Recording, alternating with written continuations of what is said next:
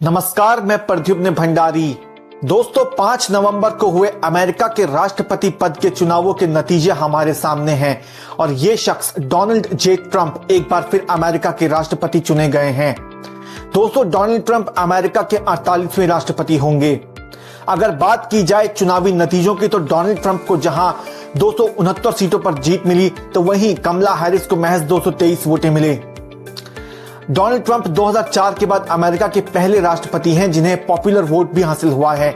इसका मतलब यह है कि दोनों सदनों में डोनाल्ड ट्रंप की पार्टी को बहुमत हासिल है। अगर बात की जाए कि किन वजहों से डोनाल्ड ट्रंप जीत गए तो उनकी अमेरिका फर्स्ट की पॉलिसी जो है एक बड़ा कारण इसके पीछे बताई जा रही है। डोनाल्ड ट्रंप ने पूरे चुनावी कैंपेन में जो है अमेरिका फर्स्ट का मुद्दा उठाया, फिर चाहे वो आतंकवाद हो या फिर नौकरी हो, उस सब से जुड़ा मुद्दा उठाया। खासकर अमेरिका में जिस प्रकार से अप्रवासन यानी इमिग्रेंट्स के मुद्दे को डोनाल्ड ट्रंप ने चुनावों में उठाया, वो उनके जीत की पीछे की एक बड़ी वजह बताई जा रही है।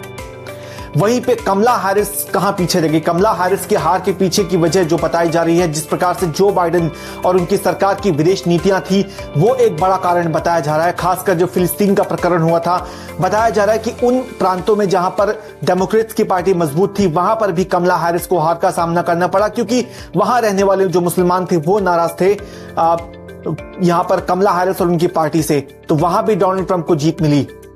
वहीं पर दूसरी वजह जो कमला हैरिस की हार की बताई जा रही वो उनका ज्यादा पॉपुलर ना होना बताया जा रहा है, क्योंकि कमला हैरिस कोई बहुत पॉपुलर फेस नहीं था थीम आपकी जगह चुनाव में। और अगर एक और वजह जिस पर गौर किया जाए तो जिस प्रकार से जो बाइडेन बहुत देरी से चुनाव से पीछे हटे और कमला हैरिस को बहुत देरी से चुनाव में लाया गया, ये भी एक बहुत बड़ी वजह बताई जा रही, क्योंकि उस वक्त तक डोनाल्ड ट्रंप काफी हद तक चुनावों में आगे निकल चुके थे कमला हैरिस से, जैसा कि मैंने आपको अपनी पीछे एक वीडियो में भी बताया था। मगर अब हम गौर करते हैं कि भारत पर इसका क्या प्रभाव पड़ने वाला है, यानी भारत पर जो कमला हैरिस को चुनावी हार मिली और जो डोनाल्ड ट्रंप एक बार फिर सत्ता में वापस आ रहे हैं, उसका क्या प्रभाव पड़ने वाला है। तो दोस्तों, भारत पर इसका एक मिला जुला प्रभाव रहेगा। जहां रक्षा क्षेत्र और डिप्लोमेसी में भारत को इसका फायदा हो सकता है, क्योंकि डोनाल्ड ट्रंप जब पिछली बार अमेरिका के राष्ट्रपति थे उस समय भी भारत को काफी बढ़त मिली थी रक्षा क्षेत्र के मामले में, भारत को काफी हथियार मिले थे अमेरिका से। वहीं डिप्लोमेसी में खासकर चीन और पाकिस्तान के मुद्दे पर अमेरिका का झुकाव जो है वो भारत की तरफ रह सकता है। मगर फाइनेंस के सेक्टर में, बिजनेस के सेक्टर में भारत को इसका नुकसान हो सकता है। जिस प्रकार से डोनाल्ड ट्रंप ने अप्रवासियों का मुद्दा उठाया है, इसका मतलब यह कि भारत से जो अमेरिका में नौकरी करते हैं उनको बड़ा नुकसान होने वाला है। यानी डोनाल्ड ट्रंप जो है H-1B जो वीजा है उसके नियम सख्त कर सकते हैं, उसके नियम कड़े कर सकते हैं, और इस पर भारत के लोगों को चिंता सता रही है।